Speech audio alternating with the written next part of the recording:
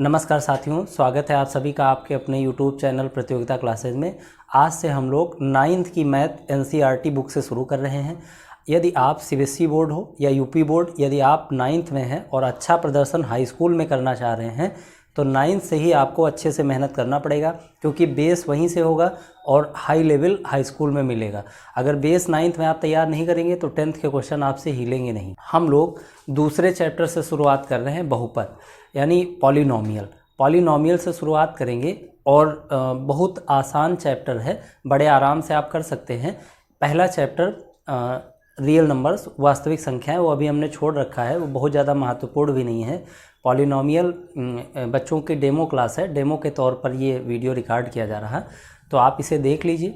अगर आपको अच्छे से समझ में आएगा, इसका मतलब है कि सारे चैप्टर आपको अच्छे से समझ में आ जाएंगे। तो आइए इसको ज़रा देखते हैं। आज हम लोग जो बहुपद चैप्टर है इसको हम शुरू कर रहे हैं, यानी पॉलिनोमियल।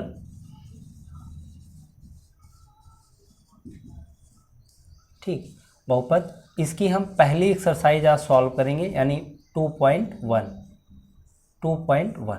अब इसमें देखिए, हम लोग बहुत आराम से एक एक क्वेश्चन को करते चले जाएंगे, आप बहुत अच्छे से समझ पाएंगे, ये हमारा दावा है। आप बस रेगुलर रहिएगा, क्लासेस गैप मत करिएगा, आपको बहुत अच्छे से समझ में आएगा। तो आइए साथियों, हम लोग अपनी एक्सरसाइज 2.1 के पहले क्वेश्चन को देख रहे हैं। इसमें ये 5 क्वेश्चन दिए हुए हैं पहले पार्ट में। इनको हमें बताना है कि कौन सा पॉलिनोमियल है और कौन सा पॉलिनोमियल नहीं है, और रीज़न भी देना है कि वो पॉलिनोमियल अगर नहीं है तो फिर क्यों नहीं है। तो हमें इतना ध्यान रखना होता है कि ये जो लिखे गए वैल्यू हैं, वो पहली बात तो एक उनके साथ कोई ना कोई वेरिएबल होना चाहिए। जैसे यहाँ देखिए, इस पॉलिनोमियल में तो x लिखा हुआ है, मतलब एक कोई वेरिएबल है। यहाँ देखिए तो y लिखा हुआ है, यहाँ देखिए तो t लिखा हुआ है, और यहाँ y लिखा हुआ है, यहाँ x y t 3 वेरिएबल लिखे हुए हैं। तो कम से कम एक वेरिएबल भी होना चाहिए। दूसरी बात देखो, यहाँ पर आप देख रहे हैं कि मैक्सिमम पावर 2 है, यही इसकी डिग्री भी कहलाती है। आपको ध्यान रखना है, इसकी डिग्री 2, मैक्सिमम पावर जो होती है वही डिग्री कहलाती है। इसकी भी डिग्री 2, और इसकी डिग्री अभी नहीं है, हम आपको आगे भी समझाएंगे क्यों उसे हटाया जाएगा, सब अभी समझेंगे। यहाँ डिग्री 1 कह सकते हो, और यहाँ पर हर वेरिएबल की डिग्री अलग अलग है, इसलिए हमको थोड़ा सा ध्यान रखना है। एक्स स्क्वायर का कोफिशिएंट जो एक्स स्क्वायर के साथ लिखा होगा वो उसका कोफिशिएंट यानी उसका गुणांक कहलाता है।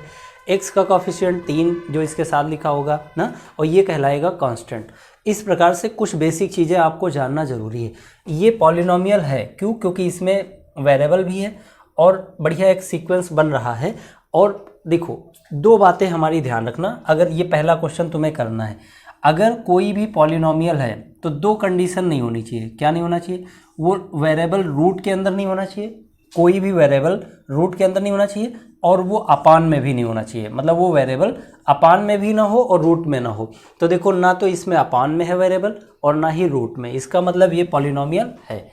इसमें आ जाइए, इसमें भी देखिए ये वेरिएबल है और ये रूट में भी नहीं है और फ्रैक्शन में भी नहीं है। ये संख्या रूट में है लेकिन वेरिएबल तो रूट में नहीं है ना, इसलिए ये भी पॉलिनोमियल है। लेकिन ये पॉलिनोमियल नहीं है क्योंकि इसमें जो वेरिएबल t दिया हुआ है वो यहाँ पर तो रूट में नहीं, लेकिन यहाँ पर रूट में है। तो रूट में जब वेरिएबल आ जाता है तो वो पॉलिनोमियल नहीं माना जाता है, इसका मतलब ये पॉलिनोमियल नहीं है। यही इनके रीजन लिखने भी हैं, आपको ध्यान भी देना है। ये भी पॉलिनोमियल नहीं है क्योंकि अभी हमने समझाया था कि या तो रूट में हो और या फिर अपान में हो। तो यहाँ पर देखो वेरिएबल अपान में दिया हुआ है, इसका मतलब ये भी पॉलिनोमियल नहीं है। इसमें देख लीजिए, ये पॉलिनोमियल है क्योंकि देखो यहाँ रूट में भी नहीं है और फ्रैक्शन में भी नहीं है ना, इसका मतलब ये वेरिएबल है, मतलब पॉलिनोमियल है। लेकिन ये सिंगल वेरिएबल का नहीं है क्योंकि इसमें वेरिएबल बहुत सारे दिए हुए हैं, मतलब 3 दिए हुए हैं। तो ये सिंगल वेरिएबल नहीं है, जबकि ये भी सिंगल वेरिएबल है, ये भी सिंगल, सब सिंगल हैं, लेकिन ये सिंगल वेरिएबल नहीं है क्योंकि इसमें वेरिएबल अलग अलग है। लेकिन ये पॉलिनोमियल है, यानी इस प्रश्न का जवाब ये पॉलिनोमियल है, ये पॉलिनोमियल है, ये पॉलिनोमियल है। ये 2 पॉलिनोमियल नहीं है। ये किस कंडीशन में नहीं है? रूट के अंदर लिखा हुआ है वेरिएबल, और ये क्यों नहीं है? फ्रैक्शन में लिखा हुआ है। बस इस प्रकार से हम बड़े आराम से पहचान सकते हैं। ये पहला क्वेश्चन आपका हो गया। उम्मीद करते हैं आपको बहुत अच्छे से समझ में आया होगा। अब हम लोग दूसरे क्वेश्चन पे पहुँचते हैं। तो आइए साथियों, दूसरे क्वेश्चन पे हम लोग पहुंच गए हैं। इसमें हमको कोफिशिएंट ऑफ एक्स स्क्वायर बताना है, मतलब एक्स स्क्वायर का गुणांक बताना है। तो यानी जो एक्स स्क्वायर के साथ लिखा होगा वही एक्स स्क्वायर का गुणांक है। तो देखो इस पॉलिनोमियल में देखो, और यहाँ पर एक्स स्क्वायर है और एक्स स्क्वायर के पहले कुछ भी नहीं लिखा है। जब कुछ भी नहीं लिखा होता है तो एक माना जाता है, यानी यहाँ पर एक्स स्क्वायर का गुणांक कितना माना जाएगा, एक। आपको हिंदी में लिख देना है कि एक्स स्क्वायर का गुणांक बराबर एक, यानी coefficient of x square is equal to 1।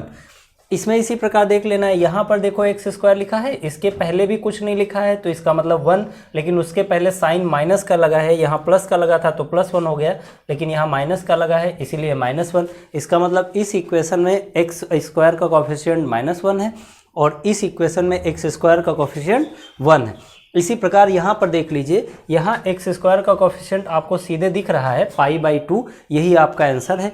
इसी प्रकार इसमें देख लीजिए एक्स स्क्वायर का कोफिशिएंट आपको दिख रहा है कितना, √2, नहीं, यहाँ तो एक्स स्क्वायर है ही नहीं, और एक्स स्क्वायर नहीं है इसका मतलब ये हुआ कि एक्स स्क्वायर का कोफिशिएंट 0 रहा होगा, और 0 जब एक्स स्क्वायर से मल्टीप्लाई हुआ होगा तो ये पूरा 0 हो गया होगा, इसीलिए वो यहाँ लिखा नहीं गया है। इसका मतलब जब एक्स स्क्वायर का टर्म हमें नहीं दिखेगा तो फिर उसका कोफिशिएंट 0 माना जाएगा, क्योंकि वो 0 उस एक्स स्क्वायर से मल्टीप्लाई हुआ होगा, वो 0 हो गया होगा, इसीलिए वो लिखा नहीं गया है।